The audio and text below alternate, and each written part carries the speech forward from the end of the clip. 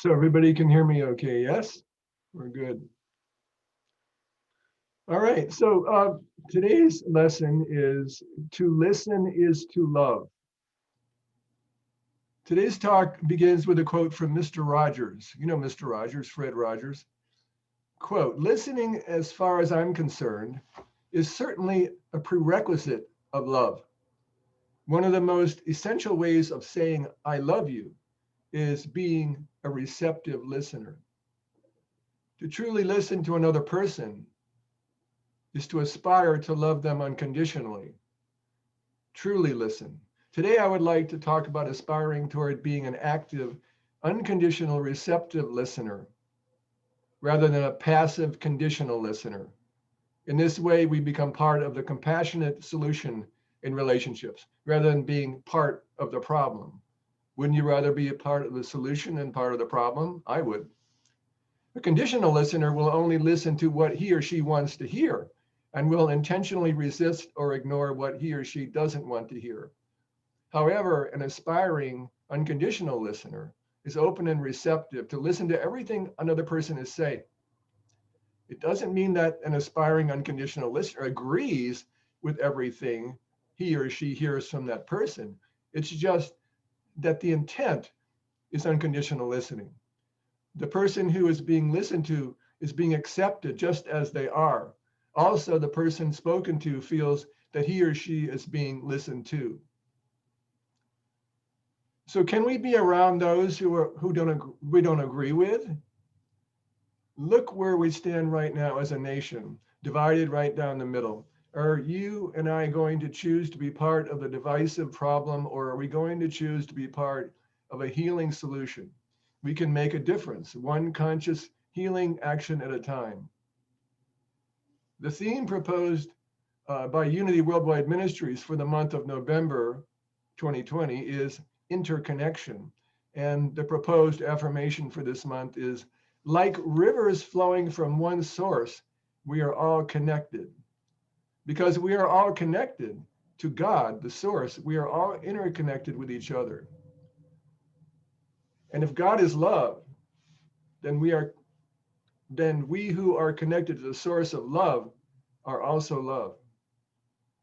The manifestation of love in our world is a harmonious oneness of interconnection. And who can choose to manifest a loving, harmonious oneness of interconnection with others?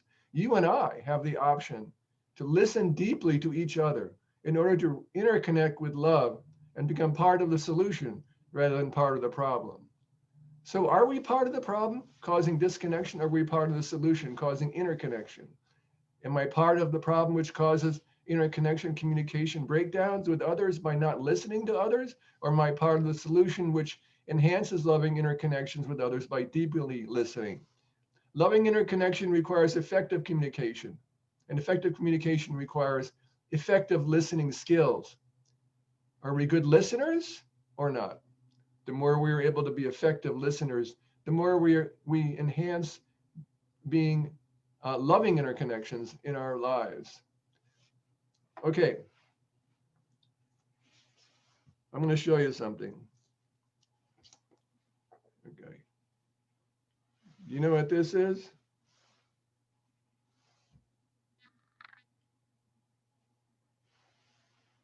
I think you know what it is. It's a hearing aid. I have been wearing a hearing aid now for a number of years since I had an explosion that happened around me and caused me damage to my hearing. So a hearing aid can be purchased to increase hearing ability, but there is no such thing as a listening aid, which can increase the ability to listen. Actually, there are products called listening aids sold in the market. However, they don't increase listening capacity. They enhance hearing ability for the hard of hearing. Hearing is simply the act of perceiving sound by the ear. Hearing simply happens if we are not hearing impaired.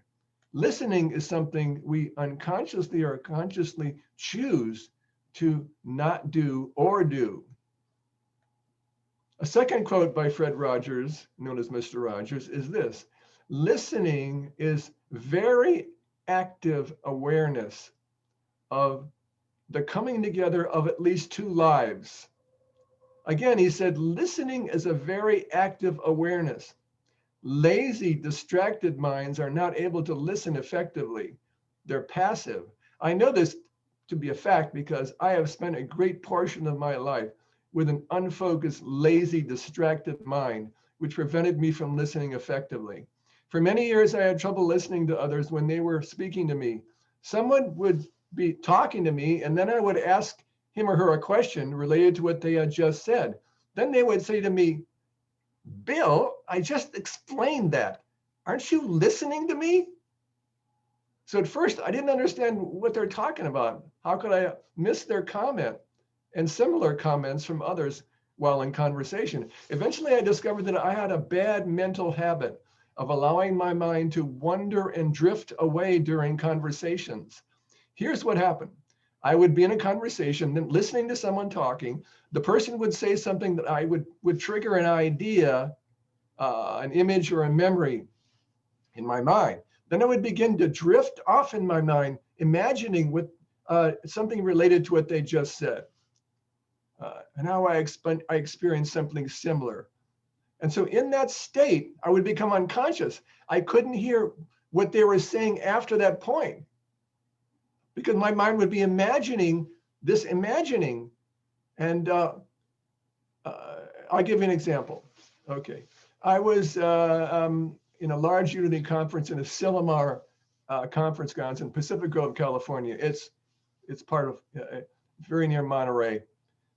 And Jack Boland was speaking. Now, maybe some of you don't know who Jack Boland was. One of the most famous Unity ministers, had a huge church in Warren, Michigan.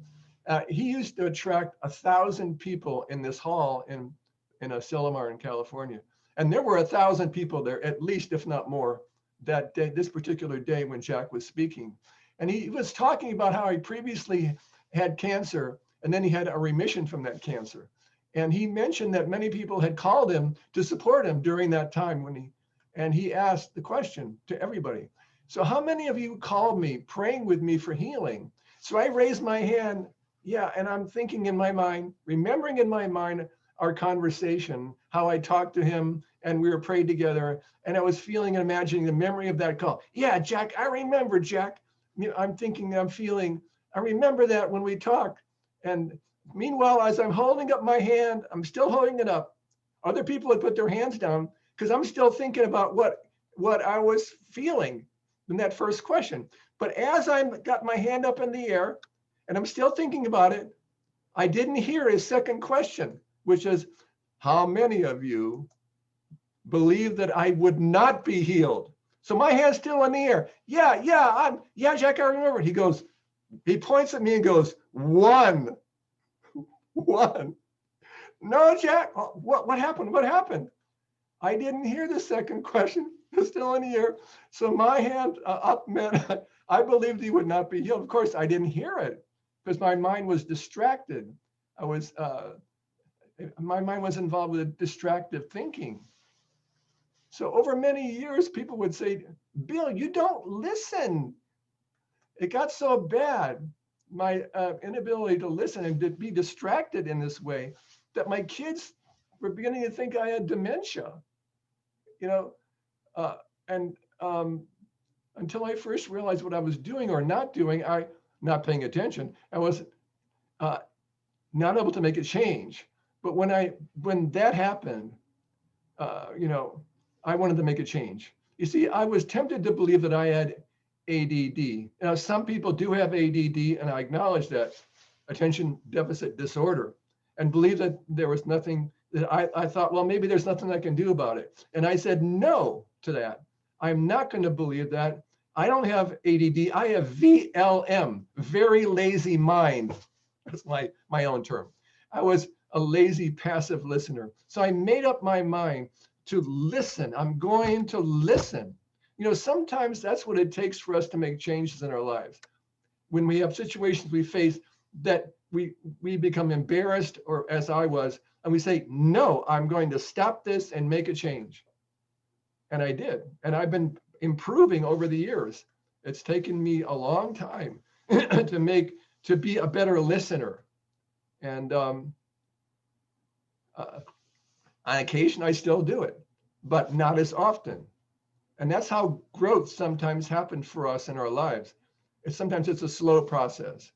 I'm a better listener, and I'm thankful to God for that. And I'm thankful for that situation, those situations that mirrored back to me how I was not a good listener. Isn't this the beauty of the traversing the spiritual path? We aspire for a high ideal, the highest goal, maybe self-realization, knowing God, knowing our true nature. We aspire toward it, and we do it to the best of our abilities. And we keep changing and growing and learning. And that's the whole thing. That's so important. Become more and more a part of the solution rather than part of the problem. Now, I'm going to tell you an amazing story of how a simple act of offering compassion and unconditional listening brought transformative positive change into the life of a young lady named Megan Phelps Roper. In the following, she tells her story. Now, this is one of my most favorite talks I ever heard, and I'm going to be quoting her story. You see, she grew up in a hate group. Her family, her grandfather, her mother's father, was the founder of Westboro Baptist Church. Westboro Baptist Church is not a typical Baptist. It's not even affiliated with a Baptist church. It's a hate group. And her grandfather was the founder. She had 8 brothers and sisters. She was raised in this family in this church. She said, I'm going to read now her words. Quote, I was a blue-eyed, chubby-cheeked 5-year-old when I joined my family on the picket line for the first time. My mom made me leave my dolls in the minivan. I'd stand on a street corner in the heavy Kansas humidity, surrounded by a few dozen relatives, with my fists clutching a sign that I couldn't read yet. Quote, gays are worthy of death. That was the sign she was holding. This was the beginning. As a member of Westboro Baptist Church, I became a fixture on the picket lines across the country. The end of my anti-gay picketing career and life as I knew it came 20 years later, triggered in part by strangers on Twitter who showed me the power of engaging the other. And I add the power of being willing to listen unconditionally. So she says, my church's annex were such that we were constantly at odds with the world.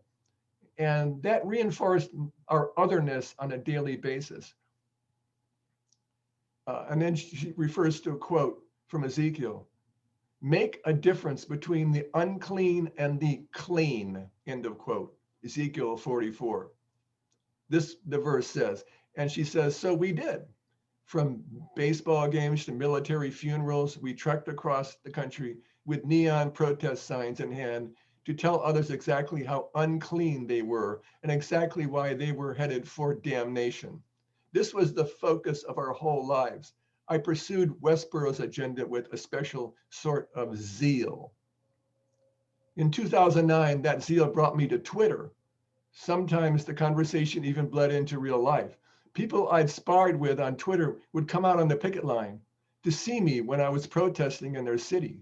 A man named David was one such person. He ran a blog called Jewelicious.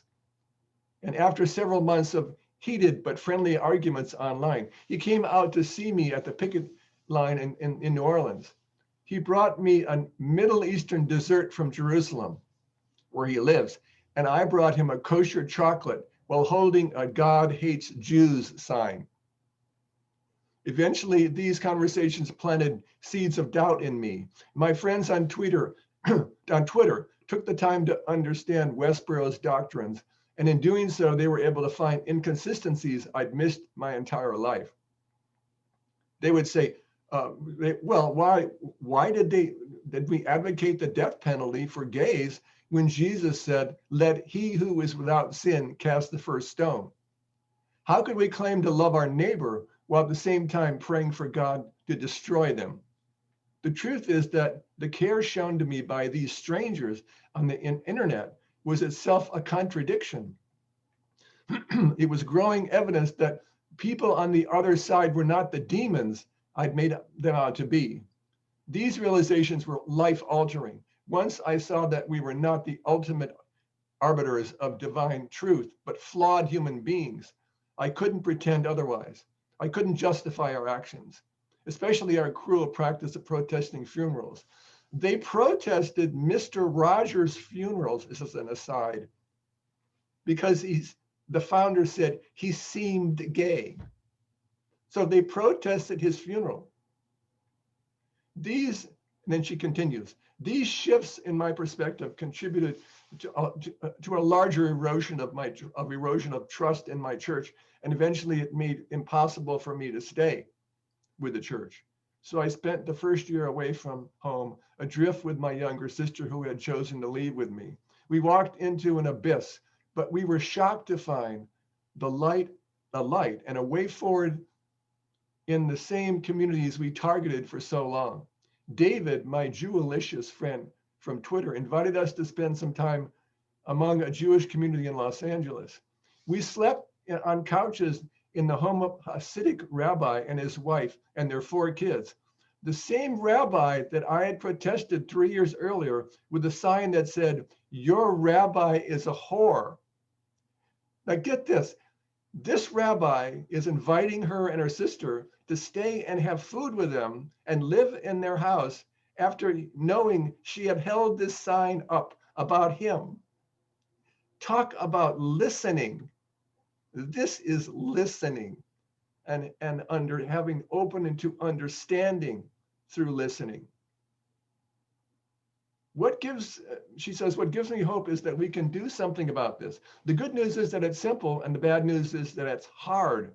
We have to talk and listen to people we disagree with. It's hard because we often can't fathom how the other side came to their positions. It's hard because righteous indignation, that sense of certainty that ours is the right side, is so seductive. It's hard because it means extending empathy and compassion to people who show us hostility and contempt. The impulse is to respond in kind. And so tempting, but that isn't who we want to be. We can resist, and I will always be inspired to do so by those people who I encountered on Twitter, she said. Apparent enemies who became my beloved friends. What was special was their approach. I thought about it over the past few years and found 4 things they did differently that made real conversation possible. These 4 steps were small but powerful, and I do everything I can to employ them in difficult conversations today. So here they are. The first step, if you will, is don't assume bad intent in conversation. The second is ask questions. The third is stay calm. And the fourth is make the argument.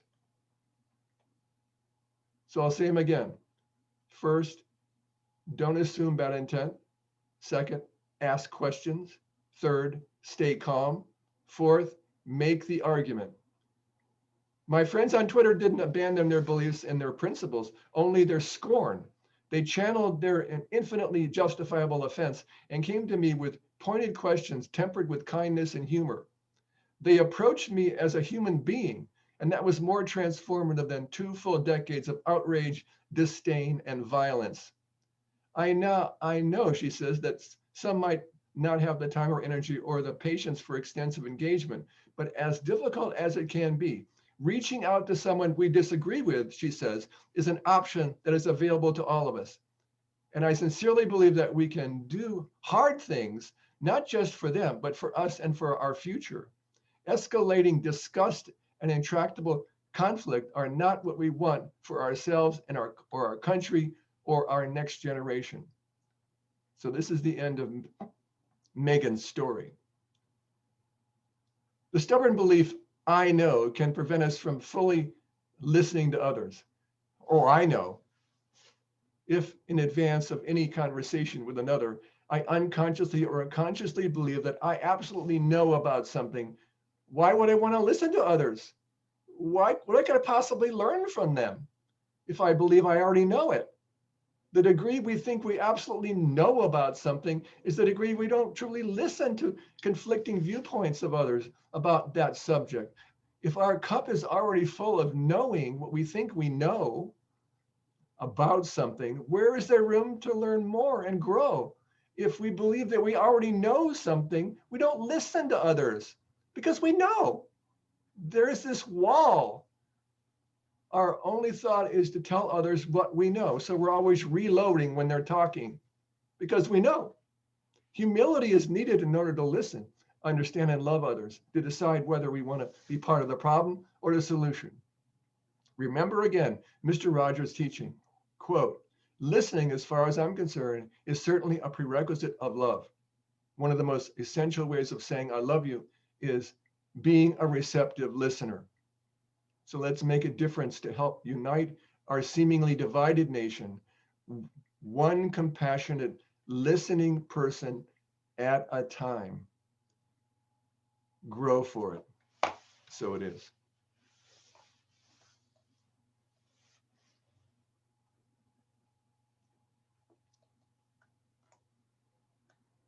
So Neil, what's next?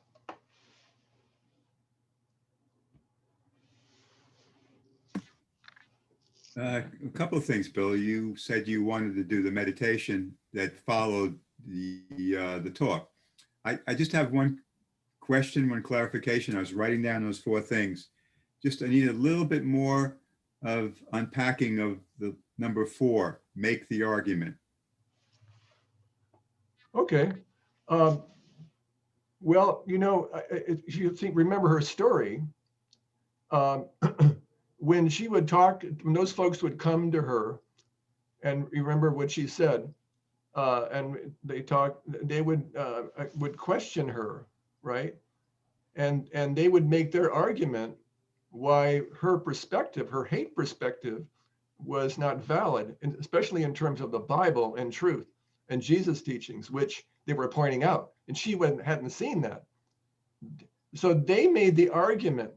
It wasn't like just listening, passive. Oh yeah, sure, that's what you believe. Yes, it's you want to understand what they're feeling and thinking, and have compassion if there's disagreement, maybe understanding why the person is angry or upset, but also not complying with a teaching that is filled with hate and violence. Not complying. Make the argument for truth. Make the argument for love. That's making the argument. And using, of course, truth, because the teachings of truth in the Bible, the teachings from Jesus and so forth, are all about the truth that makes us free. And the hatred binds us to our own anger and fear. And so we want to make the argument for truth, not as a way of fighting back, but of just making it evident. The truth is evident. Anyway, I don't know if that answers it. No, it does. It does. Thank you. I've been struggling with this all my life, and Course in Miracles said, would you rather be right or happy? You can't be both. And then I think of scripture, be quick to listen, slow to speak, slow to anger, which is when I put the invite out there, I put that reference to that scriptural verse, because we listen with our own, I don't know what the word is. Prejudice. What's that? Prejudice. Well, yeah, obviously, yeah. And we have filters, and we listen with filters. So sometimes our filters are so inbred, they automatically shut out the truth, and they shut out whatever the other person is saying. Because we know. Oh, I know that. You can't tell me I don't know. I know it. No, you don't. You think you know it. Yeah, I always say there are 3 sides to every story. You know this, Bill. There's your side, there's my side, and then there's the truth. And only the Creator knows the truth. So we see different aspects of that based on our filters, based on our experiences in life and things that have happened to us and memories. And it's a struggle for me to listen to that verse, but I've been getting a little tiny bit better with it. So if you'd love to, it's a slow process. Growth is a slow process, Well, it's taken me three quarters of a century to get this far, and it's the slowing. I don't know if it's speeding up or slowing down. I can't decide. so maybe you can begin your meditation and help me out here. So are we going into it now, the meditation? I think that would be appropriate. All right, so let's do that. Let's take We'll keep it. We'll keep it it won't be a long meditation, but long enough, perhaps. Okay. Let's take another breath just to turn within and open your eyes, or if you want to keep them wide, you can keep your eyes open too if you like, or close your eyes if that feels right for you.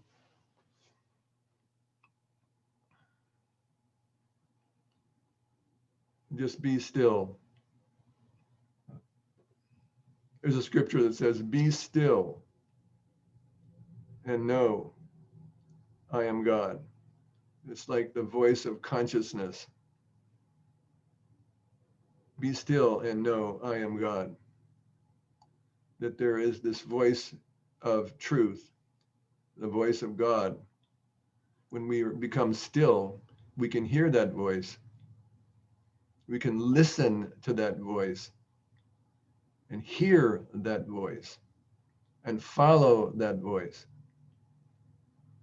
That voice of that speaks truth, that reveals truth.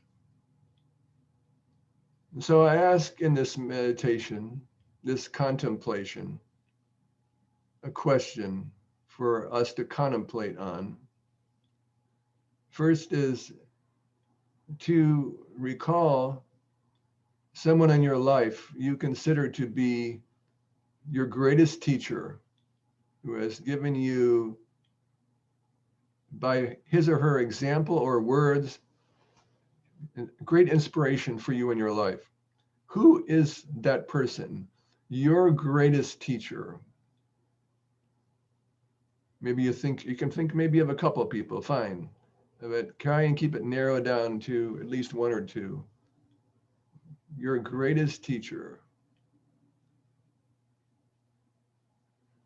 And recall from this person, what is it that you learned or are learning from this teacher?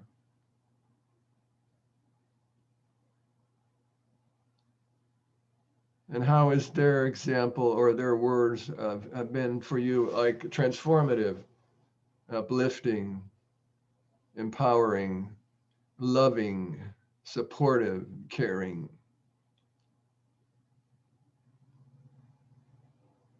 Recall that and give thanks, for this is a time of thanksgiving. Thank you for being my friend, for teaching me what I need to learn, what I needed to learn, and I am needing to learn.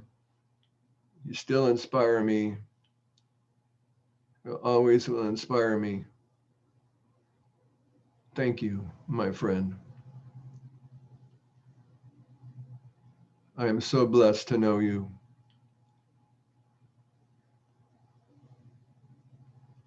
And now I ask a second question.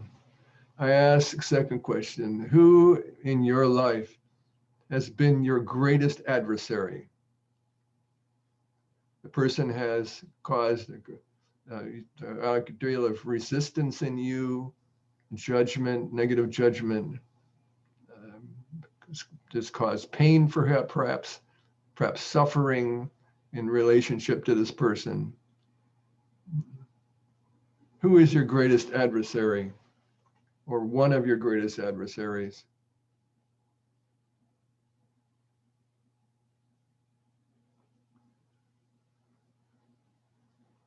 And as you consider this person who you consider to be your greatest adversary, remembering the pain that has been caused as a result of this relationship, the affront, you've been affronted by this person's comments or actions, hurtful actions, negative implications from this relationship. Now I'd ask you to ask yourself, in relationship to this person, how can I understand this person's behavior? How can I become a witness of his behavior or her behavior? How can I have compassion for the way in which he's acting or she's acting? Speaking to this person, or is it Why are you suffering so much? Why do I feel so much conflict from you? Why are you suffering? What is your suffering? You must be suffering. For the antagonism I feel from you is a result of your own suffering. Let me have compassion. Grant me the capacity to have compassion for your suffering that is reflected in me, in my suffering. Help me understand why you are in so much pain. Help me understand and how to understand what unconditional love is, to see beyond the veil of appearances and see what really is going on, what the teaching is, what real teaching is occurring, and how I can learn from you, how I can see my own, by virtue of my own resistance to you, I can learn from you, I can grow and be actually thankful for our relationship, for you showing me my growing edge as I'm recognizing your growing edge. And together we can grow, even if I'm not in your presence. I can learn the lessons, the truth that sets me free and us free, as it is in my relationship with my greatest friend. Thank you, God, for revealing the truth of this greatest adversary. I can truly understand when Jesus said, of what value is it if you love those who love you? Pray for those who persecute you and revile you. For he's teaching us, Jesus, that this adversary is real value, true value for us to grow, learn, surrender, and open to the truth that makes us free from our friends and all adversaries, from those we love and those we feel resistance from, separation and division. Thank you that we can understand how to grow up spiritually and have the kind of understanding that Jesus had, the great masters of unconditional love.